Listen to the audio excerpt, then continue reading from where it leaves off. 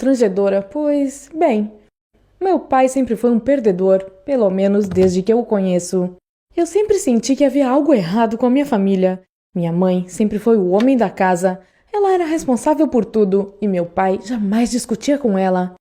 Outra coisa, minha mãe era a principal provedora. Meu pai, por outro lado, nunca teve um emprego normal e em horário integral. Ele fazia trabalhos estranhos, que na maioria das vezes envolviam reparos de carro. Aparentemente, isso não dava muito dinheiro, e minha mãe discutia muito com ele por causa disso. Com o tempo, as críticas dela se tornaram intoleráveis até para mim. Pode até parecer que a minha mãe fosse algum tipo de monstro, mas eu não a culpava, pois sabia que ela se matava de trabalhar para tentar pagar as contas. Mas mesmo assim, eu não suportava ver ela dando bronca no meu pai. Então, geralmente eu saía de casa e dava uma volta por aí com os meus amigos. Naquela época, minha aparência era diferente.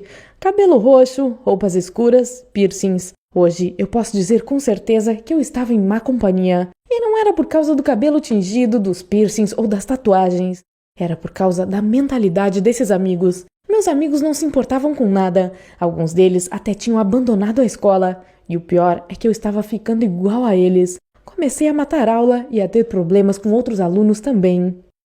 Um dia, quando minha mãe estava brigando com meu pai de novo, ele se virou, pegou as coisas dele, que não eram muitas, e saiu de casa.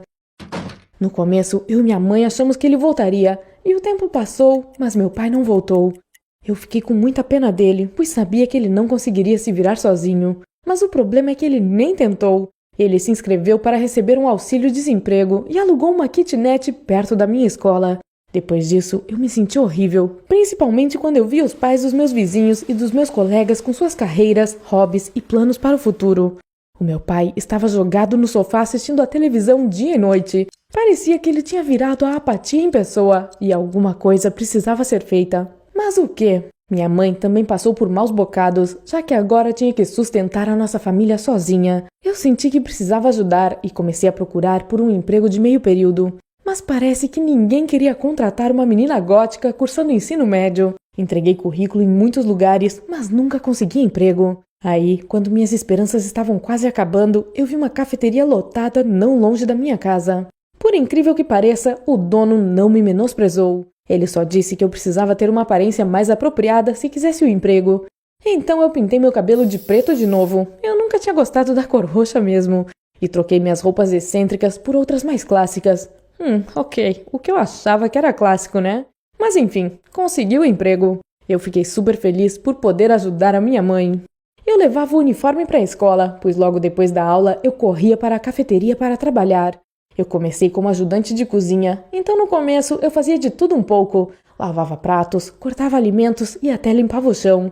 Era chato, mas eu já sabia que seria assim. Em menos de um mês eu fui promovida e virei garçonete. Aí as coisas começaram a ficar mais legais. Mas ao mesmo tempo eu tinha que aprender um monte de nomes como mochaccino, ristretto, macchiato e assim por diante. Sempre havia clientes na nossa cafeteria, ou seja, eu sempre tinha muito trabalho a fazer. E isso era ótimo, eu gostava daquele ambiente. Além disso, meu patrão era incrivelmente generoso, calmo e inteligente também. Por causa do meu cronograma apertado, não sobrava muito tempo para os meus amigos. Eu me sentia mal com isso. E enviei mensagens para eles algumas vezes, pedindo a eles para me perdoarem e convidando-os para virem tomar um café onde eu trabalhava. Mas eles nem se deram ao trabalho de responder. Nenhum deles. Dá para acreditar? Naquele dia, eu percebi que eles não eram meus amigos. Naquela mesma época, eu comecei a melhorar muito na escola. Meu chefe até me incentivou a guardar metade do meu salário para a faculdade. Mas a coisa mais importante desses últimos meses aconteceu ontem, quando eu passei na casa do meu pai. Nós estávamos assistindo a um programa de TV e o apresentador perguntou a uma garotinha: "Como você quer que o seu futuro marido seja?" E a garota respondeu: "Como o meu pai." Quando meu pai virou para mim e fez a mesma pergunta, sorrindo, eu hesitei.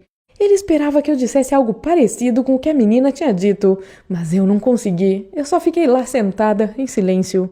Naquele momento, meu pai mergulhou em seus próprios pensamentos. Eu não queria chatear ele, mas não poderia mentir. Aí eu quis ir embora, pois não queria ver meu pai sofrer. E quando eu estava prestes a levantar para sair, meu pai levantou a cabeça, olhou para mim e disse: "Agora eu entendo." Por algum motivo, pela primeira vez, eu acreditei nele. Eu amo meu pai independentemente de qualquer coisa e torço para que a vida dele melhore assim como a minha. Já no meu caso, eu estou orgulhosa por ter percebido a tempo que é super importante ter responsabilidade e por não ter deixado que meus amigos e minha atitude me puxassem para baixo. Compartilhe esse vídeo se você conhece alguém que precisa de um alerta para mudar de vida. Eu ficaria muito feliz se esse vídeo ajudasse alguém a entender alguma coisa importante. Por favor, inscreva-se se você